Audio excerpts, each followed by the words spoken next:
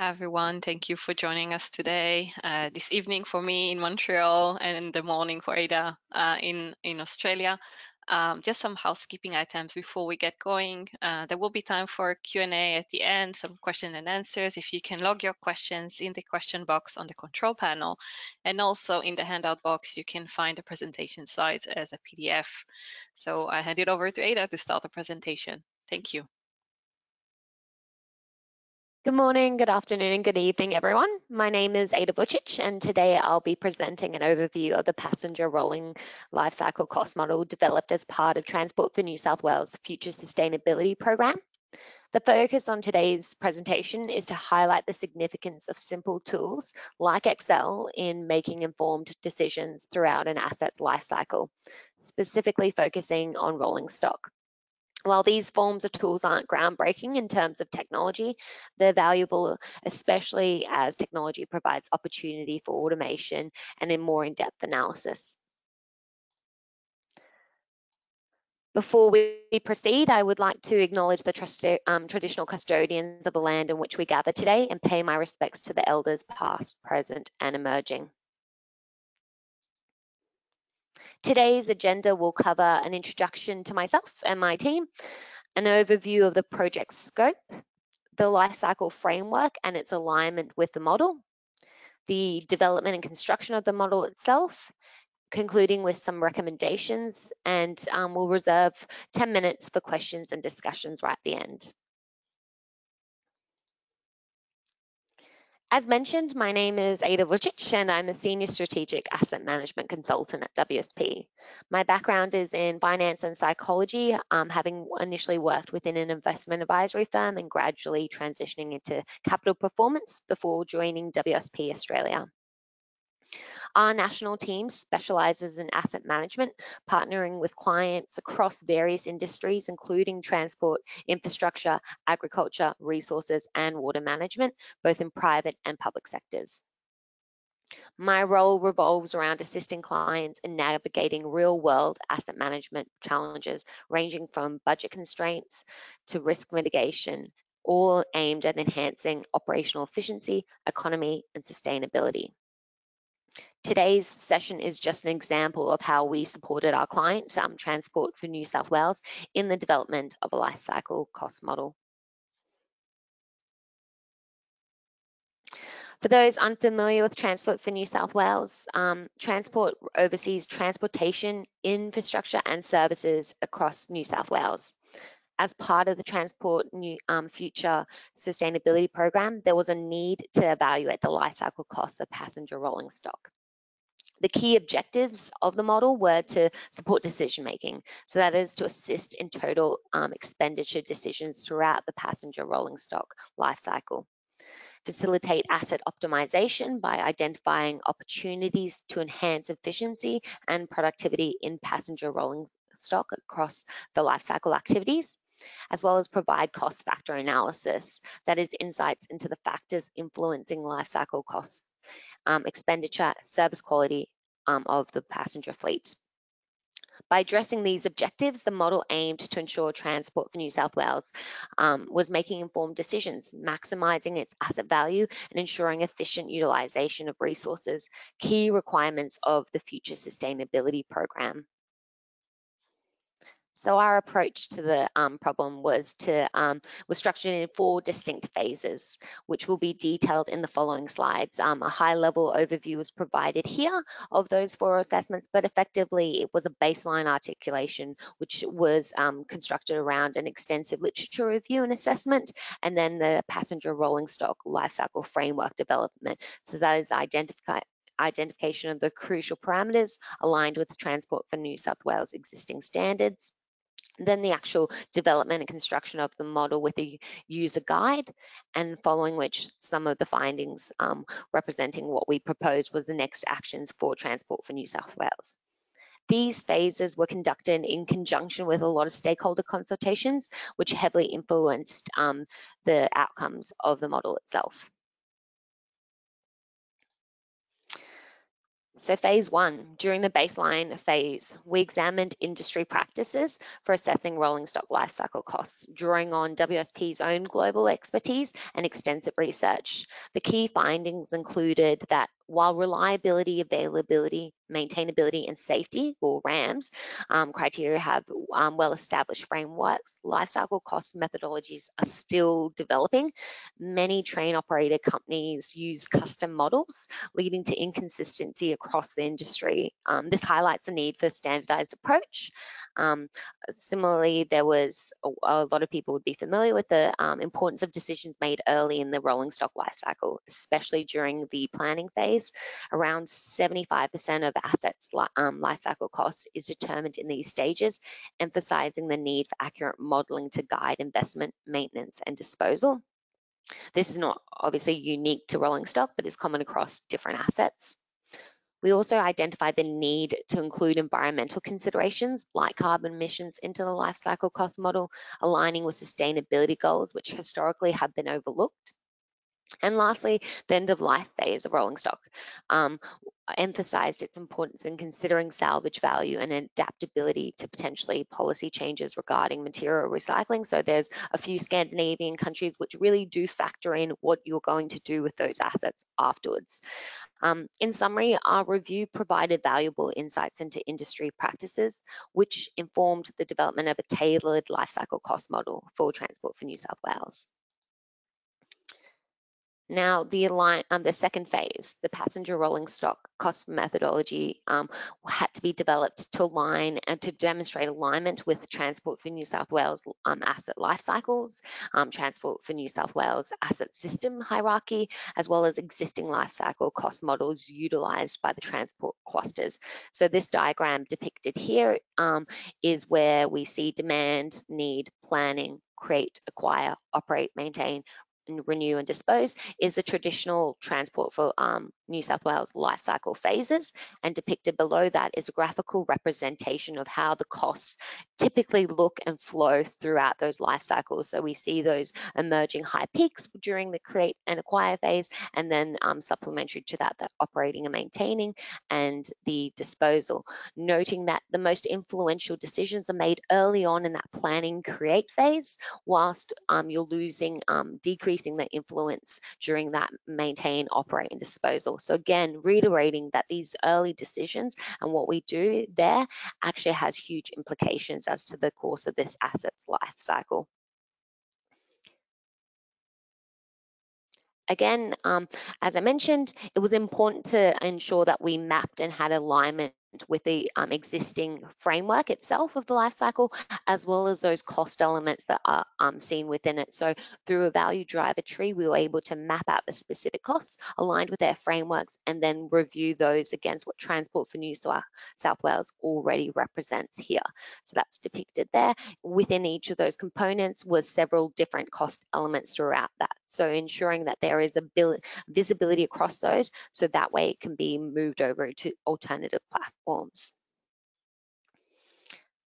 And then we go on to the actual development. Again, all of those, the translation of those prior phases was the development of an Excel tool, which was aligned with those distinct phases. So we were specifically tailoring such that you could isolate each cost at every given point in time, as well as provide a consolidated overview of the cost in itself.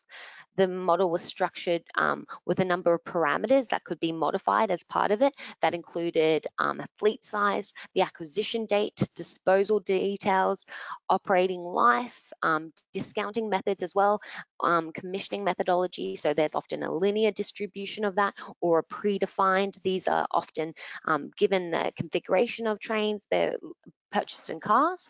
And then of course there was whether there's any how the acquisition costs were incurred. Were they milestone payments? Was it a annual, yearly? These all factored in as well, including operating parameters like distance traveled, fuel usages, traction, cleaning, labor, routine maintenance from PM1s to 3s, and then those sustaining capital renewals, so those major refurbs. this we also then applied a consideration of any preventative growth factors for aging asset base to really capture those, so we could conduct some sensitivity analysis as well throughout those processes.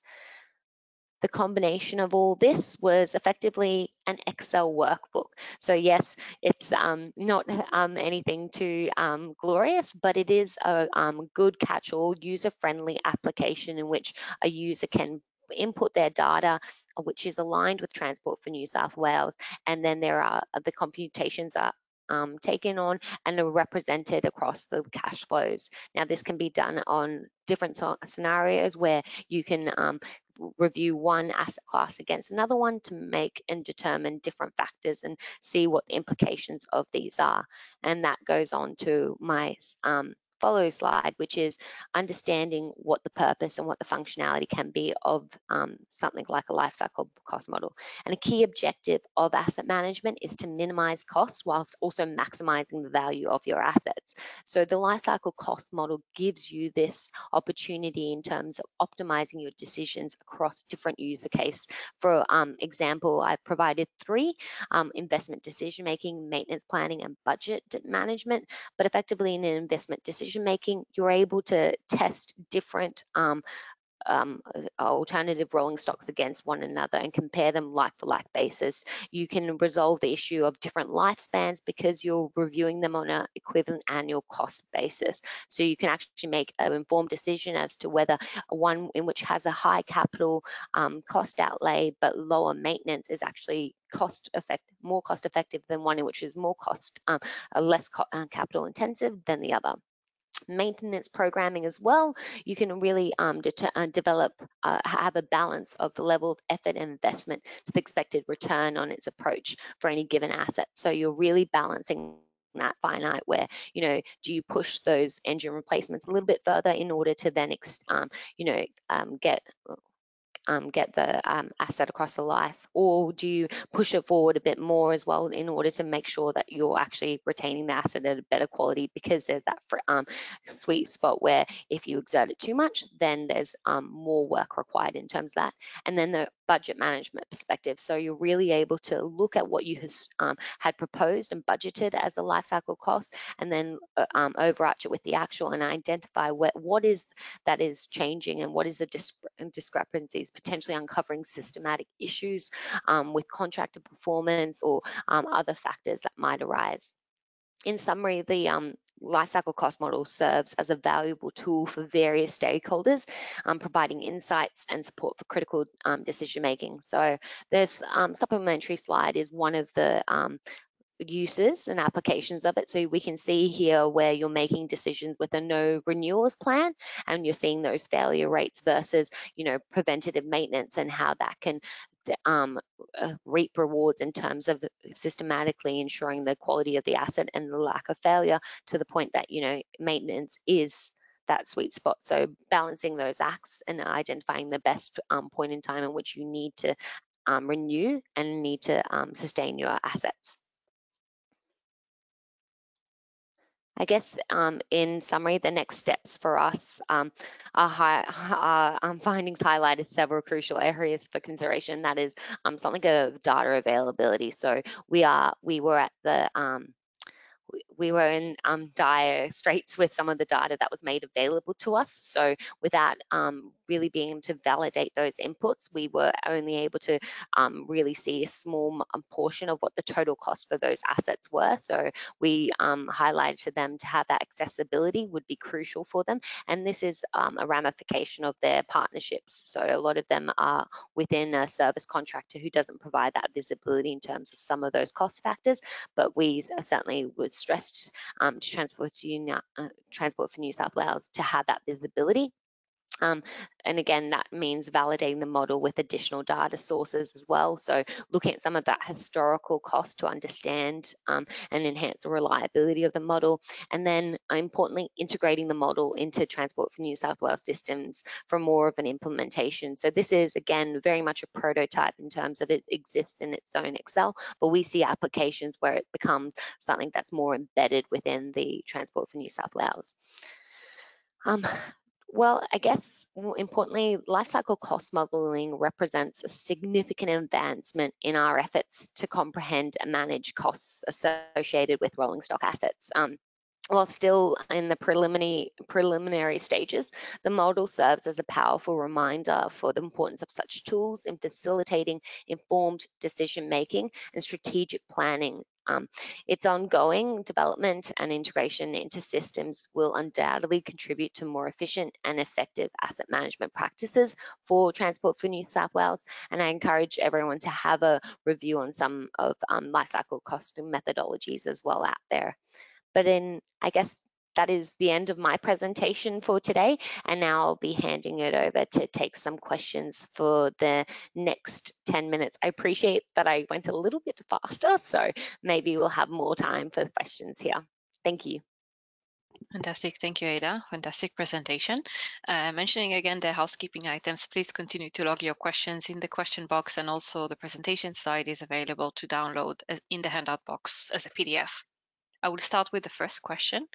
How can we ensure the data that is being entered is accurate enough to be simplified? And that's it's an excellent question. It's a sore spot for myself, given that we did have those problems early on within the project itself. I think, again, as I alluded to, this should be an integrated process. So once you have something like an Excel tool where you can see the proof of concept, you can definitely map this out into your existing SAP system where you won't have those problems, because there should be those functional locations that should be linked, and cost centers that can connect those dots, rather than having that manual input.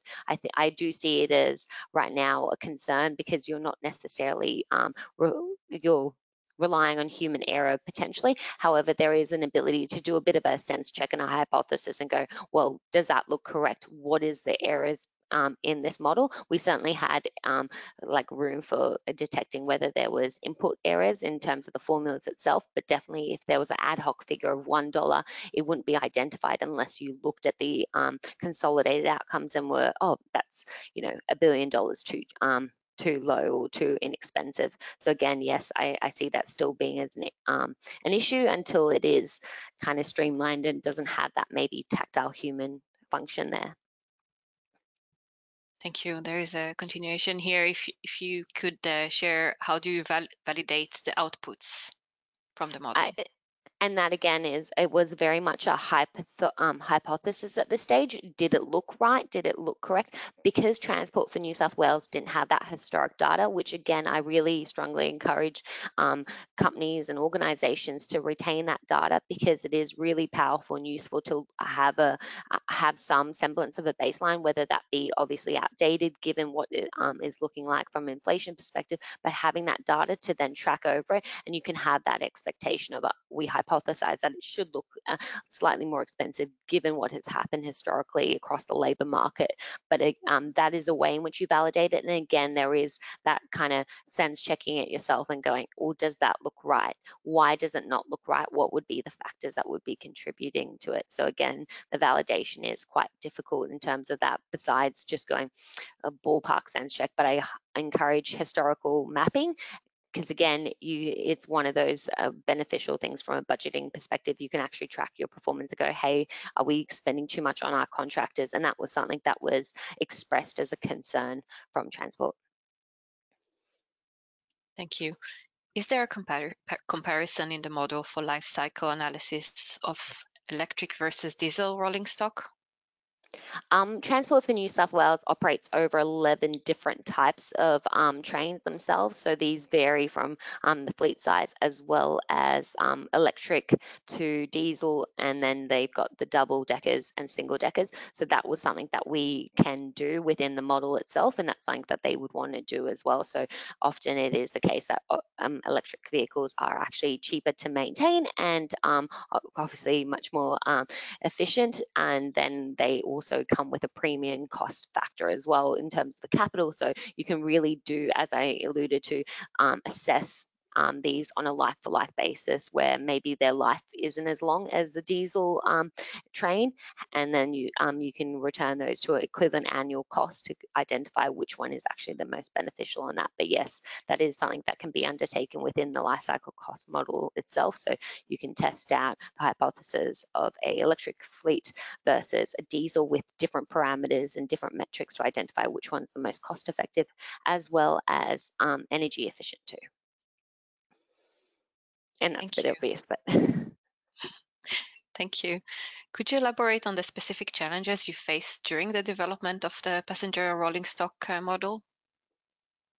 as I've alluded to, there was a bit of issues with the accuracy and consistency of the data being received from us. So especially given that there are 11 different fleet types, some of the way in which they were coding those specific elements, bogies, and those components weren't universal. So again, you had to apply factorization on that and to go, okay, well, this is it can't be a mapping exercise, a direct of this cost center, this cost center. It would have to be a manual iteration of that, so we weren't able to successfully do that. So again, I pose that there should be a bit more of an automated approach there. And then again, the alignment factor with Transport for New South Wales standards and existing life cycle cost models. We really leveraged off for what they were already doing within their buildings and infrastructure asset bases, which is a lot more element based. So that was again very difficult. So they're still working through their basis in terms of a data dictionary. So they had that consistency across all of those components. But I foresee that being a really opportunistic time in which you can leverage what they've done in their data to then utilize across the life cycle, where you'll have that consistency and won't have those issues. Thank you. Does the model cater to clients with both freight and passenger rolling stocks? I believe it would in terms of this specific model, because we didn't in alternative models, and often done in resource industry heavy mining background, you would overlay revenue as a factor as well to get an equivalent unit cost. So I do think this has application for freight as well. It would be interesting to perform that as well. Again, it was meant to be a very universal application. So I even see this going on to buses, noting that the components are very different, but again, it has that versatility that it should be applied across all asset classes as an informed decision making to identify when and which asset A you should purchase. Alternatively, what are the maintenance strategies that you should be applying to maximize the best outcome for that asset? And then alternatively, like tracking and making sure that you're performing within what you proposed from a budget perspective. So I see it applied across that. And I think given that it's freight, it might not even have as much nuances as those asset classes currently captured within Sydney Trains. Thank you. How does the LCC model account for differences in regional or operational contexts when assessing life cycle costs?